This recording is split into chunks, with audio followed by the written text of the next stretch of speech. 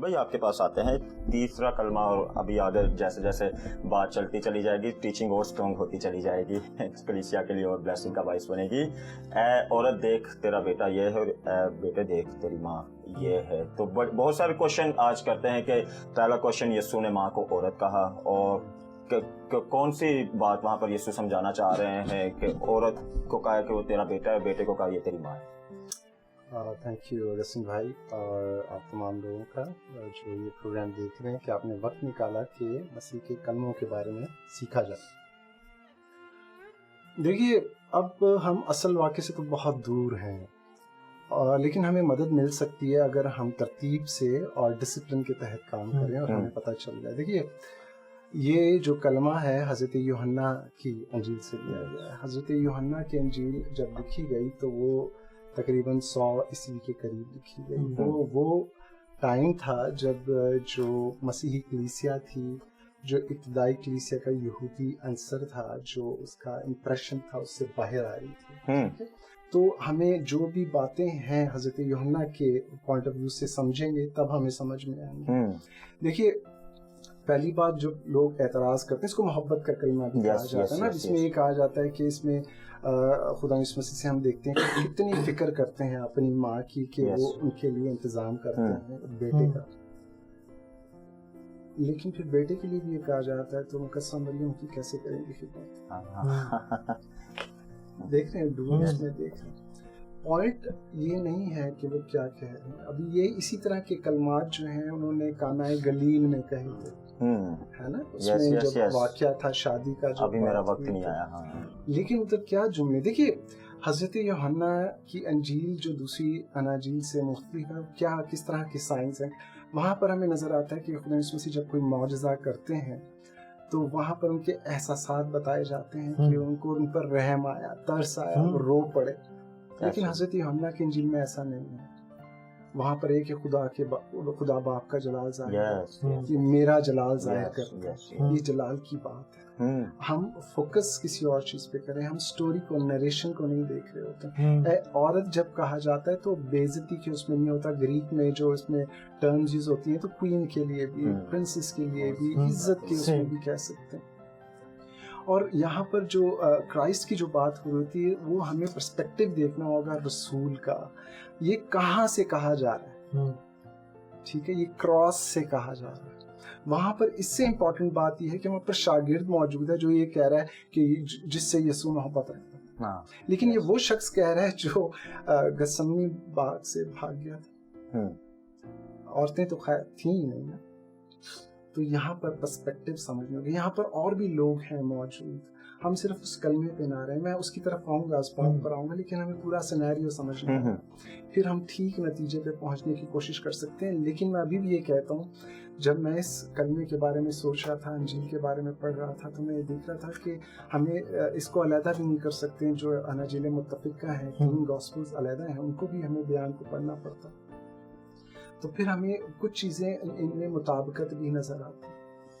تو ہم اس کو ایک دم سے ڈسکنیکٹ کر کے بھی نہیں کر سکتے. ہمیں نظر آتا ہے خدا یسوع مسیح کے جو کلمات ہیں ان کو جب بھی کسی نے سنا تو وہ حیران ہوئے، تعجب کا شکار، ان کی اتنی اتھارٹی. تو ہمیں یہاں پر بھی وہ نظر آنا چاہیے. تو اگر ہم اس کو محبت کا کلمہ کہتے ہیں تو ہمیں اتھارٹی کے ساتھ رکھنا کہ محبت کی سٹیجز کی ہم بات نہیں کرتے ہیں.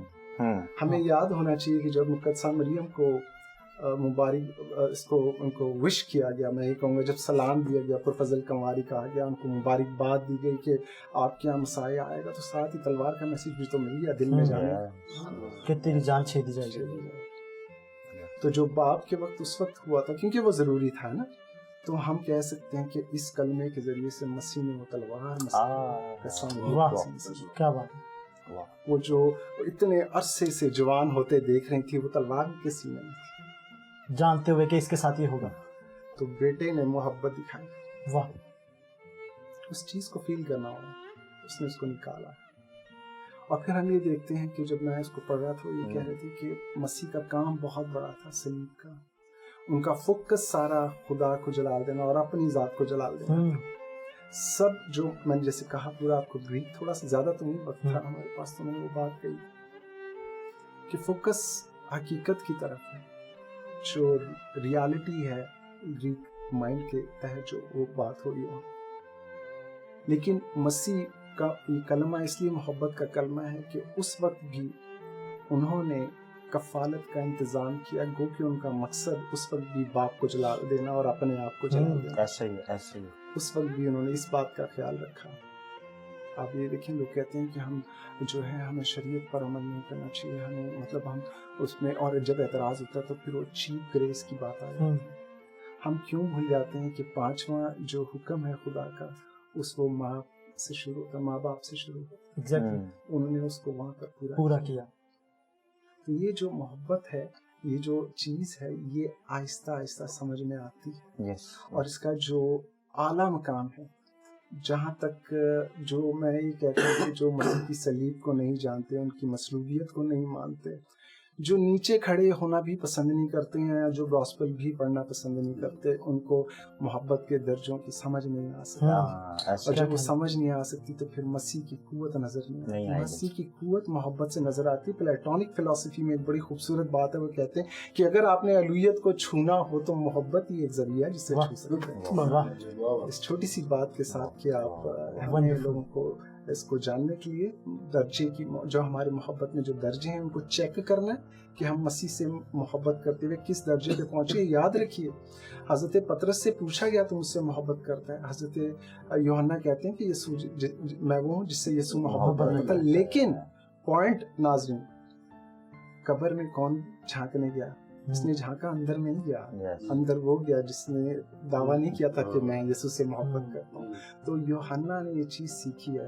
आज इस मौके पर हमें भी सिखाया जा रहा है कि सलीब के पास आइए और मोहब्बत के दर्जों से क्रॉस कीजिए और सही मकाम पर। वाह, बहुत खूबसूरत बातें हैं सुहेल भाई, बहुत ही खूबसूरत। और मैं समझता हूँ बहुत गहरे तौर पर हमने इस पर नजर डाली इस कलमे पर, कि वो तलवार जो शुरू ही से अंदर थी, कि एक शख्स जिसको दुख उठाना है और उसे मालूम नहीं है और अचानक से उसे दुख का सामना करना पड़ा, लेकिन एक शख्सियत जिसे पहले ही से मालूम है कि मैं ये सब फेस करूंगा या मैं उस चीज़ में से गुजरूंगा या गुजरूंगी, उसके लिए ज़्यादा मुश्किल होता है, क्योंकि हर रोज़ वो बात याद आ रही होती है। और आपने मोहब्बत के कलमे को बहुत खूबसूरती से बयान किया कि आज अगर देखें तो मोहब्बत सबसे ज़बरदस्त हथियार है अगर यूज़ किया जाए, जो कि दिलों को बदल सकता है। और क्राइस्ट ने वही जो वाक़े का आपने जिक्र किया कि अगर आसमान से आग आ जाए तो कहे तो, हुक्म करे तो, लेकिन वहाँ भी मोहब्बत का पैगाम है कि हमें कौन सी रूह दी गई है। क्राइस्ट ने कहा कि तुम नहीं जानते तुम्हें कौन सा रूह दिया गया, और ये मोहब्बत का रूह है। और मोहब्बत होगी तो हम इस इलाही ज़ात को, इन इलाही कलमों को समझ पाएंगे,